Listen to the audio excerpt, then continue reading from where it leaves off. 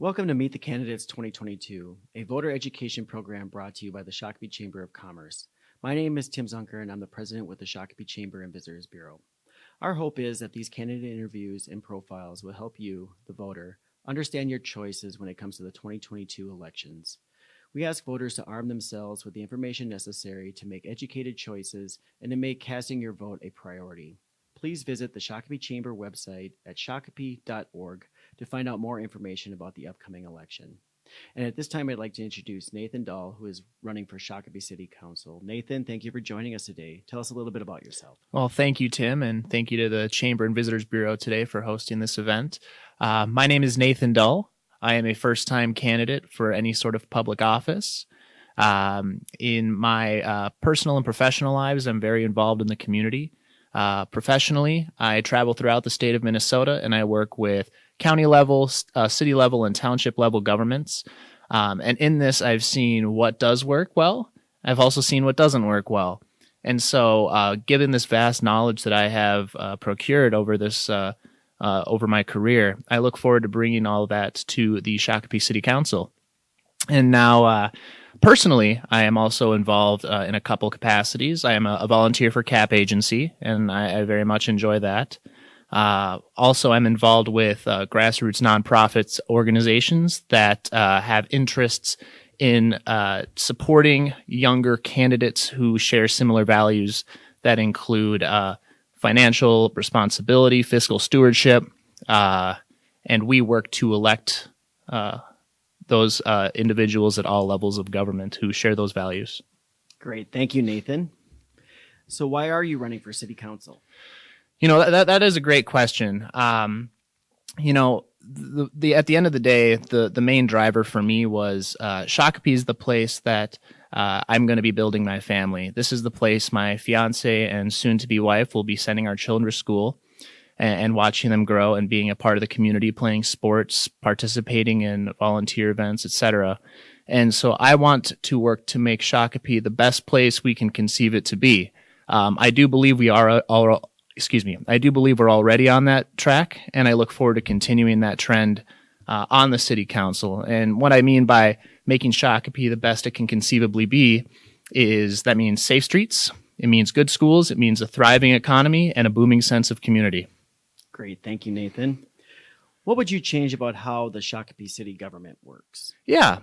So I think fundamentally what we need to remember is that the mayor and city council are elected by the people.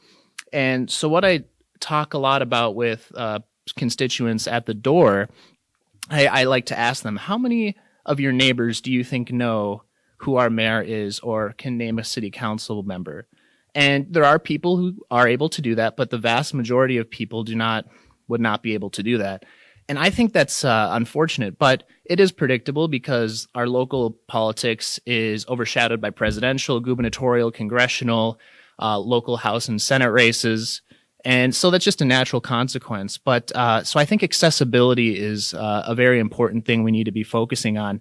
I have worked with locally elected officials in the past, and I really admire the way that they make themselves available to the community. They have regular standing meetings, just like at a coffee shop or a local business. And what they do is just let people come in, let them hear their concerns, share their vision for their community, and how they think that should happen. And I think that's the most important thing we can do in Shakopee, because as a locally represented official, we are the ones who should be closest to the voter and have those conversations, and they should feel comfortable coming to us and expressing that. Great. Thank you, Nathan. Coming out of the pandemic, businesses are being affected by lower labor participation, inflation, and supply chain issues. What, if anything, can the city do to help assist businesses as we come out of the COVID-19 pandemic? Yeah, no, that is a great question. And, you know, we've asked our business community to endure a lot over the last few years. And so my response to that is we have to let businesses be businesses. Professionally, I'm a member of 3 different chambers of commerce throughout the state of Minnesota, and they're all in different places in the state, so it's not a regional thing.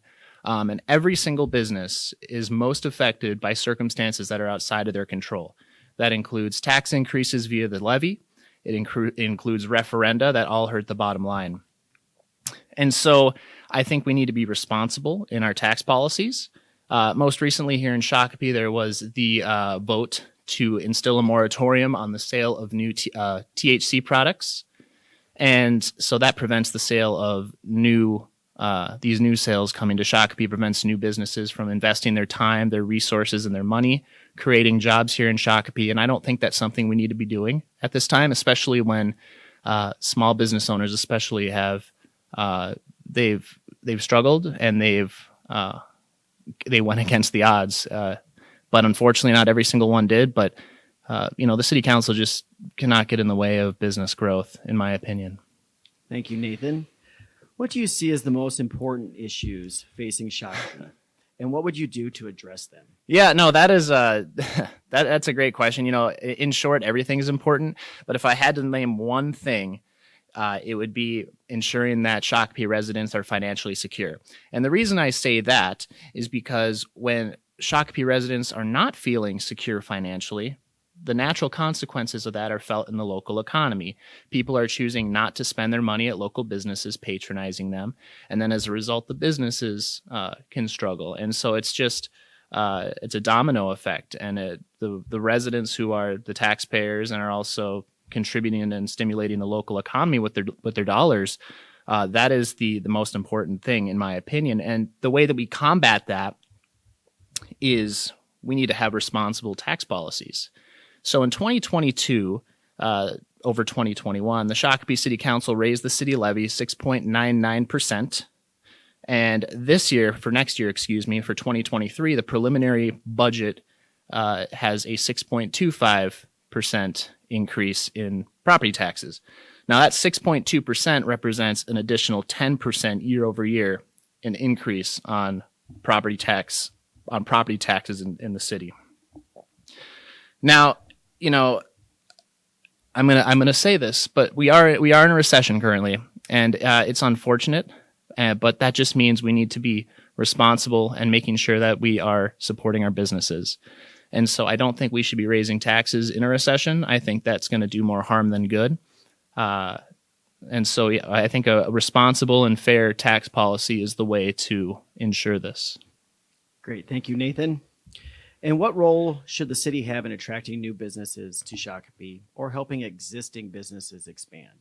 Yeah, great question. My principle is I'm a free marketer. I don't believe the government should have a significant role, if any role, in helping new businesses come to Shakopee. And the reason I say that is because we're in a very desirable location already. Businesses and people are already coming to Shakopee because they see the potential here. If we incentivize that, what is the point? Because people are already going to be coming. I don't think that's going to be helpful. I think businesses already see it as an investment to come into Shakopee because at the rate we are growing, it would be a potential, most likely, a return on that investment. And so just as somebody who does believe and support the free market, I think more hands-off approach and let businesses be businesses is the best way forward. Great. Thank you, Nathan. Now I'll give you an opportunity to give your closing statement and message to the voters. Yes, thank you. And thank you again, Tim, and the Chamber and Visitors Bureau for hosting this today. I'm looking forward to the candidate forum also being hosted by the Chamber and Visitors Bureau at the end of September. That should be a great opportunity to help the voters even more with their decision. My name is Nathan Dull, and yes, I am a younger person, but that does not mean that I am inexperienced. In fact, I think my age has allowed me to gain all the experience I do have today. Being able to travel all around the state of Minnesota, seeing what works and what doesn't, working with local governments, working with people who want to develop in cities, in counties, and at the very local level, working with business leaders all throughout the state and seeing what their needs are and how we can best accommodate that. I think that's the most important thing that we can do is having somebody who sees what has worked and what has not worked. And I look forward to bringing that to the Shakopee City Council. Again, my name is Nathan Dull, and I humbly ask for your vote on November 8th. Thank you, Nathan. And as a reminder, the views expressed in these interviews are those of the candidates, not those of the Chamber and Visitors Bureau. The Chamber is sponsoring these events as a service to the community and has gone to great lengths to ensure the objectivity. The Chamber does not endorse any candidates, but seeks to provide you, the citizens, and voters of Shakopee with the information you need to make an informed choice. The Shakopee Chamber and Visitors Bureau extends a sincere thank you to the candidates. We appreciate your time and service to our community by running for office, performing an important service to us all. Again, thank you for joining us for this edition of Meet the Candidates 2022. Please join us September 29th at River Valley Church for our candidate forum.